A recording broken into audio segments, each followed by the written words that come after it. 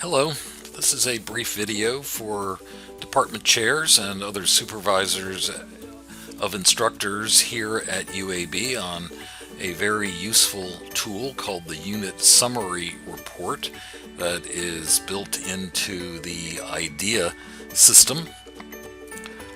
Our goal today is to understand the purpose of that report, how to get access to it, how to interpret the results, and then how to act on those results.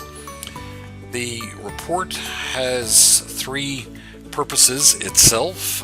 One is to identify the need for professional development for instructors who are not using proper teaching methods. The second is to give you, as the supervisor, an indication of whether courses are being designed properly to achieve the learning outcomes that you have for them. And then the final purpose of the report is to tell you about the teaching effectiveness of the instructors themselves. These numbers here correspond with those three purposes that I identified in the prior slide. Professional development would be number one, learning outcomes would be number two, and then the learning environment, the teaching effectiveness, would be number three. But how do you get there? Highly recommend you use the My UAB portal. Go to Manage Apps, then make sure that you get the app called IDEA Admin and get that into your apps. And once you've clicked on that, this is what your home page will look at. We're going to be looking at the Unit Summary Report in the lower right-hand corner. When you click on that, you're going to see this screen. A couple of vocabulary words to keep in mind. Ratings are the ratings that students assign to courses between 1 and 5, or that result from the evaluations by students, 1 being the lowest and 5 being the highest.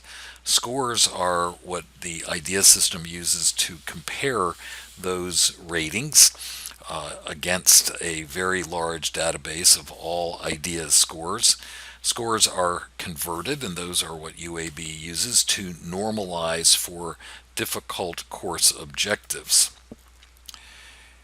When you go further into the navigation for the learning environment data, you will see your unit score compared to the IDEA score overall, the IDEA database score. And you can see for this hypothetical unit, they are pretty close. Column 1 versus column 2, pretty close. So overall results are good here, but of course individual results can vary. This is a particularly, I think, useful page within the unit summary report. The top bar shows the expected distribution, which is just statistically what you would expect. 40% are right in the middle. If you have more on the left than the expected distribution, that's a bad thing. If you have more on the right, that would be a good thing. This hypothetical example has more on the right, and that would show that this unit is probably overall performing well. But of course, units are made up of individual human beings, and you will probably want to navigate to the home page and then to faculty reports in the upper left-hand corner. And when you do that, you will see this page that would show your unit.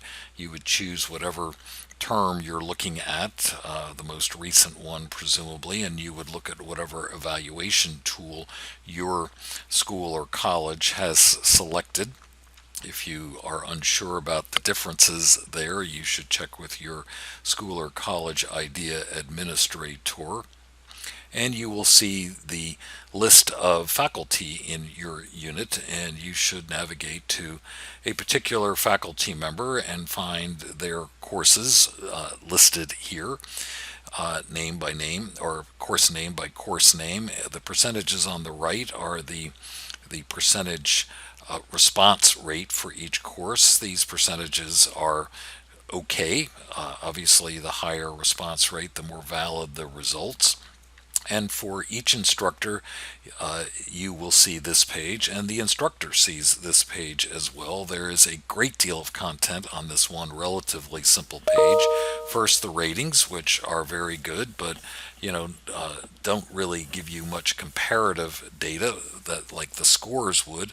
The scores would show that these ratings for this particular instructor in this particular course are very good. Remember that the comparison uses statistics to say that a 50 would be average, and a 63 or better would be in the top 10%, and a 37 or lower would be in the bottom 10%. So these results with a 60 in that far right show that compared to the overall database of IDEA, that this instructor in this course is doing very well. Qualitative results, you'll always want to read those to look for themes that run through. These often will measure softer skills that don't get measured as easily in the quantitative scoring that goes on with the IDEA evaluations, like responsiveness, attentiveness. Look for particular adjectives, look for themes, and the instructor sees those too. And it is important for you to tell the instructors that you have read these, that you are paying attention, that these results do indeed matter. So to recap, the unit summary report can help you with professional development of your faculty. It can help you look at the course design of courses in your units, and very importantly, it can help you assess the learning environment both overall and at an individual faculty member level.